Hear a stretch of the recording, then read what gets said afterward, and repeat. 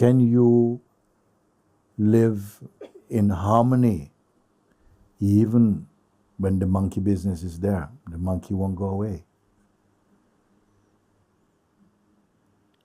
Who is supporting the monkey? What's the monkey food? Slow down, because I really intend that you get it. Whose attention? The food for them. If the monkey doesn't get the food, the monkey cannot live with you. It's fair enough. If the monkey doesn't get the food, the monkey cannot stay around. He's going to go to some place where he gets the food. So if the monkey is getting the food, what is the food and where he gets it from? You can take a moment. We're not in a hurry. Because each of these kind of invitation to look, they must be able to bear power food. No.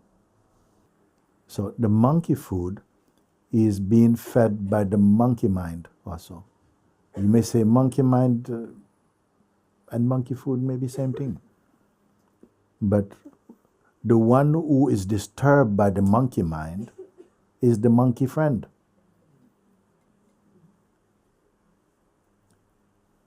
You are not this monkey friend. You are not the monkey or the monkey friend. But we have a very strong tendency to identify as the monkey friend or the monkey victim. And that victim is personal identity. Personal identity. It is a form of the mind in the shape of personal identity. The I. The term I really indicate consciousness. When you say I, it means I or I am. I, consciousness, am. That's what it really means. But it's been hijacked a little bit to become the person. The belief I am this body and my conditioning, and the one who says, yes, I'm going to Casa Nirvana, I'm going away next week, and I like this, I don't like that, I had a good satsang. This I, and goes largely unquestioned. And that is the main monkey food. Can anybody recognize through what we're sharing that no monkey food, no monkey? Some years ago in London, very famous place, Trafalgar Square. It was very, very famous tourist place. And one of the things it was famous for was thousands of pigeons was coming there. And somebody was making business out of it also. The tourists they had made millions of postcards with pigeons in Trafalgar Square.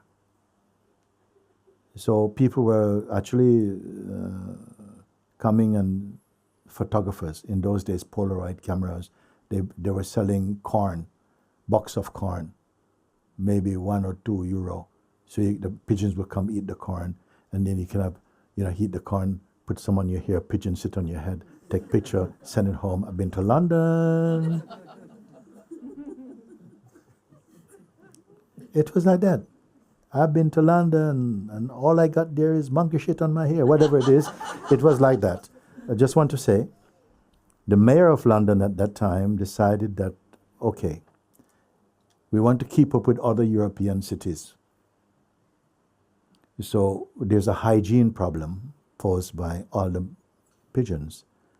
So they made a law that as from a certain day, no one is to feed pigeons anymore. Nobody should. It's illegal to feed a pigeon. You can be arrested for feeding the pigeons, but you must not harm them.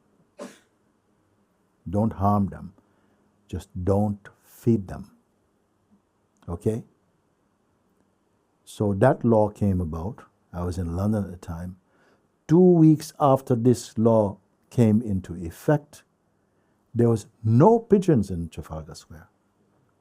They were showing up in my town in Brixton and other places around, but no pigeons there. Maybe 2 or 3 looking around going, well, what's up? I don't know what they were doing, but no pigeons was going there. Why? And you get my point? they were not getting food. You didn't have to kill them.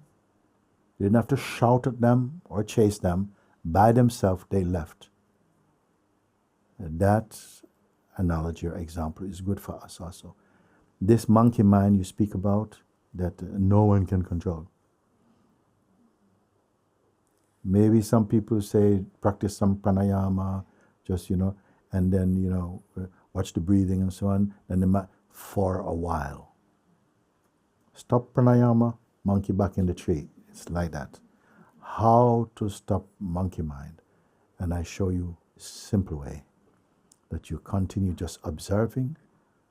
When you observe anything, if you observe the mind with detachment, without logging into its energy, if you observe anything, it automatically slows down. If you don't get involved, it slows down. Try it today also. Just by being aware of it, not fighting, not judging, being aware, but being aware of being aware. Not identify. Can anybody follow this? Yes. And watch what happens. This claustrophobia somehow magically just drifts away like a cloud, recede, and is replaced by a sense of presence. And this sense of presence is not personal, and it definitely is not monkey food. It is the presence, it's the God presence, it's conscious presence, it's universal consciousness that reveals itself. When we are engaged through personhood, the noise comes with it, and it's like, oh, I can't bear, it's too much. Sometimes we enjoy all the noise, then it becomes too much, and then we want to stop, can't stop it. You see, it's time to sit and just observe, let go of everything, be aware. If you put your attention on awareness, everything that's flitting around in the mind begins to slow down. It's the law of life. It happens like that. And you come back to a natural awareness, and all the things that seem to be going wrong, you see they belong to the mind stuff. If you don't do this, you're just chasing clouds, trying to fan clouds away. More coming up behind you. It's like that. So it is good that the monkey mind doesn't go by shouting at it. You have to observe the monkey mind and the one who is fighting against monkey mind. They're like two sides of one coin. All the troubles and the one who is troubled are witnessable. The thing is that when we identify as the person who is troubled, you stop seeing that the person can be seen. Is that clear enough? So that is the way, and you will experience the result of this, not next week. And yes, it could be, but today you can sit. It's a simple exercise. And it works. There's no one it does not work for.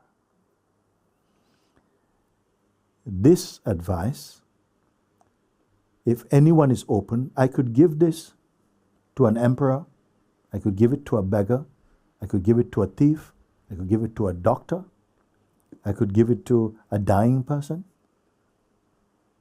I could give it to someone who is suffering from mental disorder. If they can follow it, it works. And that's why I say it is in a universal pointing. It's not merely a religion, it works in this religion, not for that. No. Beyond that, you could be an atheist also. You follow, it works. So, and it is simple. My question is, then why is it not made use of? And I wondered about it. Why is this happening? And I see, actually, that we have a strong investment in the sickness. you don't like to hear that, we have an investment in the sickness, in the identity that has a lot of projections that it wants to fulfill. It has a lot of relationship. I was speaking earlier, using example.